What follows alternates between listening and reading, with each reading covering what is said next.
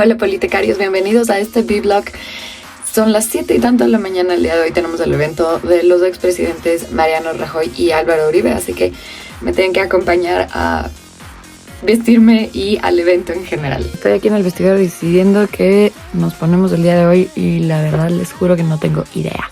El clima además no ayuda mucho hoy, está como bastante frío y luego en la mañana se abre y luego en la tarde se vuelve a cerrar y parece que va a llover a cántaros, así que está tomando tiempo. No podemos hacer solo política, hay que hacer moda política a veces.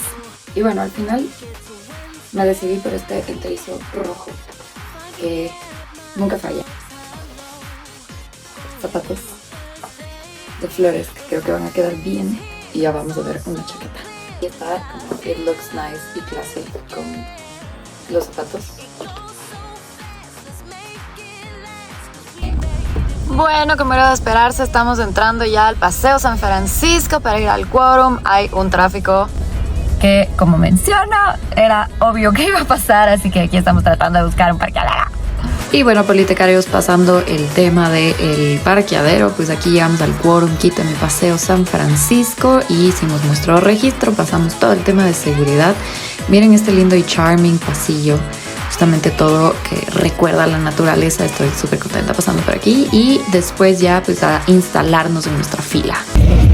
Hola politicarios, estamos ya justo sentados y esperando para el inicio y obviamente tenemos nuestro journal con péndulo. Nada, mantendremos un encuentro histórico con dos líderes mundiales que a través de la gestión que impulsaron en sus respectivos gobiernos lograron revertir las estadísticas de la delincuencia en un caso y frenar la recesión económica en otro caso.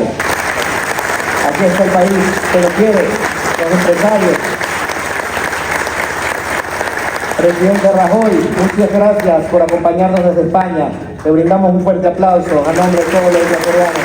Gracias a todas las autoridades, empresarios, público en general, aquí presente, que nos hemos juntado por un mejor mañana para el Ecuador, con dos temas tan trascendentales como es la seguridad y la economía que todos necesitamos. Las naciones que han logrado superar los grandes muros de crisis tienen dos características en común: líderes que toman decisiones correctas y equipos que trabajan en unidad. Y aunque suene sencillo, lograr esa sinergia es un desafío que requiere acciones determinantes, acciones que llegan solo luego de comprender que hay quienes ya atravesaron complejos caminos antes de alcanzar el éxito y cuyas experiencias se convierten en guía en medio de latentes riesgos.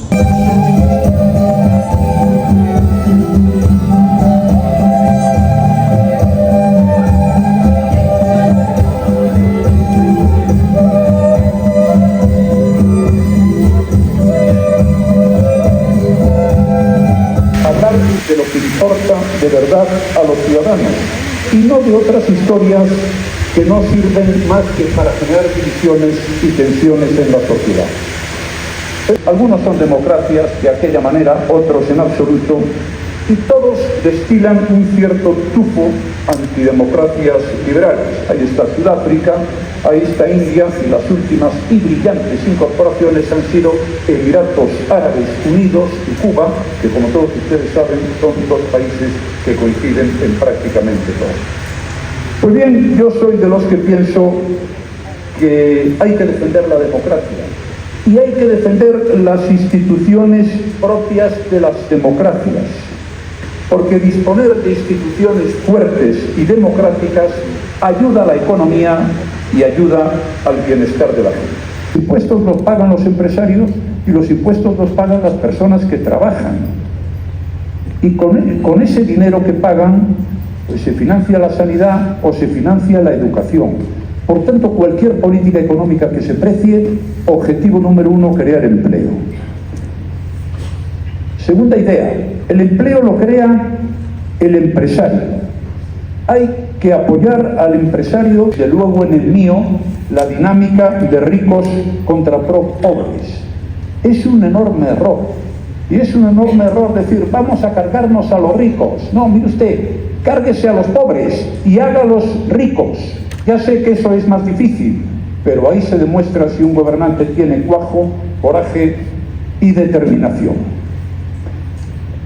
Y sobre todo, es terrible arremeter contra el empresariado o contra la gente que tiene recursos económicos por puras razones ideológicas, porque no hay, desde el punto de vista económico, ninguna razón que lo justifique. Deben ser previsibles, deben ser fiables y no deben estar cambiando de criterio cada media hora y deben cumplir lo que dicen, porque la confianza, como ya he dicho antes, es un factor económico de primer orden para que la economía funcione bien. Usted no debe atender solo al día a día, debe pensar en el medio y en el largo plazo. Y a esto le doy mucha importancia. Hay que tener las cuentas en orden, las cuentas públicas y también las privadas. No se puede gastar uno lo que no tiene y no se debe endeudar uno salvo para circunstancias muy concretas y determinadas, como haría, perdón por esta expresión que es antigua, pero que se comprende muy bien, como haría cualquier buen padre de familia. Hay que hacer reformas, pero lo que hay que hacer es reformas para corregir lo que no funciona. Lo que no se puede hacer es reformas para corregir lo que funciona, porque estas son las reformas que se hacen por sectarismo e ideología. Antes me refería a algunas de las reformas que el gobierno actual de España dio marcha atrás con respecto a lo que hicimos en nuestro gobierno. Más cosas. Las entidades financieras tienen que estar saneadas, tienen que ser solventes. Lo contrario, y lo sé por experiencia, porque como he dicho antes, lo he vivido, puede ser letal. En cierta manera, las entidades financieras son como el sistema circulatorio del cuerpo humano. Te proveen de vida, te dan crédito, te ayudan a hacer cosas. Solo. No puede la gente estar esperando sine die a que se le resuelva un problema. Las eternas demoras hacen muchísimo daño a la economía. También muy importante, no hay que regular en exceso, no hay que poner trabas ni pegas. La regulación excesiva, el número creciente, porque cada vez es más creciente en todas partes, de normas, va contra el bienestar general. Este es, en mi opinión, uno de los retos que tienen todos los países, pero particularmente en la Unión Europea, donde ya hasta se regula cómo son los tapones de las botellas de agua. Por último, señoras y señores, es preciso abrirse al mundo, el comercio, exportar, ayudar al que lo hace. El comercio, tener mercados amplios, acaba generando riqueza, y la apertura y la competencia también. Y no quisiera finalizar antes del resumen sin referirme a apuntar. Ni siquiera me voy a referir. Dos ideas. Impuestos y cuotas de la seguridad social justos, que sean justos. No pueden ser exagerados porque pueden poner en situación peligrosa al empresariado y con eso, pues al final no vamos a resolver nada. Y hoy en día, atención a la digitalización y a las nuevas tecnologías, porque competir en algún sitio, quedarse atrás. Pues bien, señoras y señores, hasta aquí he llegado. Resumo lo que les he dicho. No hay unas reglas mágicas para mejorar la economía. Esto no es magia. El gobernante es el que tiene que decidir qué tiene que hacer en su país, cuál es su política económica. Puede escuchar a muchos, pero esa es su principal responsabilidad y tiene que estar muy pegado a la realidad. Hay reglas, en tercer lugar, he intentado apuntar algunas que creo le pueden valer a todos. Y por último, hay que pensar siempre en el interés general. Esto lo he repetido 3 veces. Un gobernante no puede llegar en una situación de crisis y pretender no hacer nada, porque al final le va a pasar lo que les he dicho, que dejará al país mucho peor que cómo lo recibió. Y lo peor que le puede pasar a alguien que gobierne es que le digan: cuando tú estabas, tu país estaba mucho peor. Gran herencia al presidente Pastrana, que facilitó nuestra acción, el Plan Colombia. Estas dificultades de nuestros países no se pueden enfrentar sin una gran cooperación internacional. Es una dificultad que yo veo para el próximo gobierno de Colombia, porque en aquellos años nuestros, el narcotráfico con esas políticas bajó a 48.000 hectáreas, hoy tiene más de 300.000. Tuvimos el apoyo del Plan Colombia, hoy no está. Teníamos unas buenas relaciones con Israel, que nos ayudaba mucho en el tema de aviación, en el tema tecnológico, hoy no existen. Por supuesto, yo soy un discrepante de esas decisiones. Creo que tanto derecho tiene el pueblo de Israel a su Estado como el pueblo palestino al suyo. Tanto derecho tienen ambos a vivir en paz, pero pienso que mi país comete un gran error al romper esas relaciones con Israel. Estados por el respeto mutuo, por la paz en ambos. ¿Qué encontré yo en Colombia? Un déficit de confianza. Habían salido 4 millones de colombianos. Era una diáspora muy veloz. 28.000 asesinatos, 67 por cada 100.000 habitantes, 3.000 secuestros. Un país con tan buen manejo económico y tenía una tasa de inversión privada sumamente baja. Estaba en el 7-8%. Después del rompimiento de la Gran Colombia,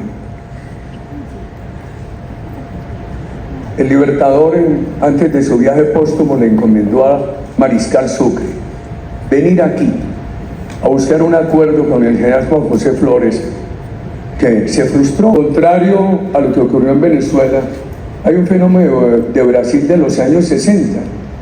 Años con crecimiento económico del 14% y más pobreza. Eso fue creando todo ese malestar que condujo a una nueva y larga época de dictadura en el Brasil. La confianza inversionista y la cohesión social son factores mutuamente alimentarios. La inversión privada sostiene la cohesión social y la cohesión social legitima la inversión privada. Y hoy hay más personas en armas de las que ellos desmovilizaron, y ese gran crecimiento del narcotráfico, de la minería ilegal, etc. Es que los procesos de paz pueden reducir penas, pero no darle impunidad absoluta a los responsables de delitos atroces. Los responsables de asesinato de niños en Colombia están en el Congreso de la República. Eso crea un desdén por la ley, un mal ejemplo.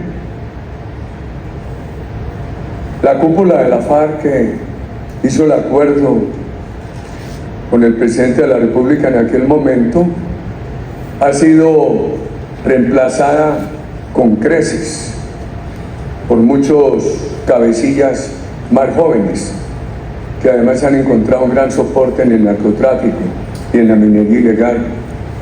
El esfuerzo nuestro logró inmovilizarse 35.000 paramilitares y 18.000 guerrilleros de la economía y de las finanzas del Estado, y una gran aplicación de medidas que generen resultados sociales. Yo creo que eso nos ayudó. La crisis de Lehman Brothers nos tomó por sorpresa, pero lo que estábamos haciendo desde 2002 nos ayudó a salir relativamente bien librados. Hoy en Colombia se promueve una economía de odio de clases. Creamos un comité del sector privado para vigilar el uso de esos recursos, pero al mismo tiempo dimos incentivos. Si usted invierte $1 en Colombia, tiene una deducción tributaria de 30, de 40. ¿Por qué insisto en todo esto? Para nosotros una política de seguridad no se puede conducir aisladamente. Necesita compañías, la política económica, la política administrativa del Estado, la política social, la política de diálogo con los sectores populares, la pedagogía permanente, el apoyo internacional. Ahora, por supuesto, al gobierno nuestro lo reconocían por la seguridad, desde todos los sectores. unos sectores que me apoyan en Colombia y en la comunidad internacional, otros que la toman muy mal. Y no fue fácil, hubo que convencer a las Fuerzas Armadas, ejercer el más delicado de los liderazgos, el más difícil, nadar contra la corriente. El 12 de octubre de 2002, Colombia es un país hoy de 52 millones de habitantes, tenía 42, 43, historia temprana importante. Inclusive me ayudó mucho a que los ciudadanos quisieran a las Fuerzas Armadas en un país tan indiferente por sus militares.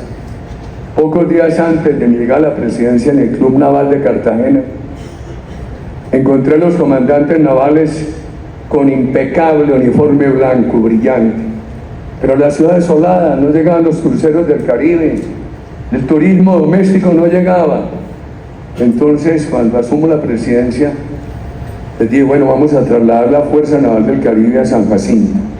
Llegué en ese puente de octubre, los encontré sudorosos, fatigados, les dije, espero que no estén cansados. Les veo fatiga, comandantes, pero no puede haber cansancio. Y con el vestido de camuflado arrugado, le dije, así tiene que ser. Y me abrazó una señora. Me dijo, presidente, gracias por devolverme el almacén. Y pero si yo no veo almacén aquí, ¿de qué se trata? Me dijo, yo vendía hamacas en esta carretera y como nadie volvió a pasar por aquí, se me acabó el almacén. Y mira los militares. Y los miró con desdén y dije, abrázalos, que el almacén te lo devolvieron fue ellos.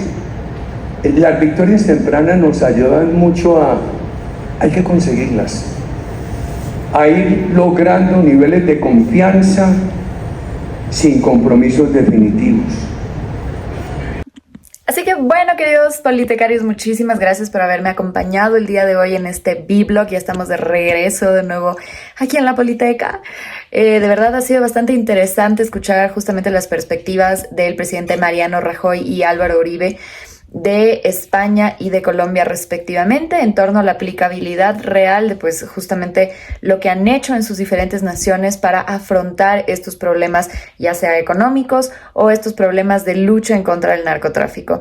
Siempre es bueno rodarnos de estas ideas, así pensemos de forma diferente, y eso es lo interesante de la política, que se tiene que construir de todas partes. Así que nos vemos próximamente en el siguiente B-Blog. Les dejo un beso gigante. Gracias por haber venido conmigo a este evento.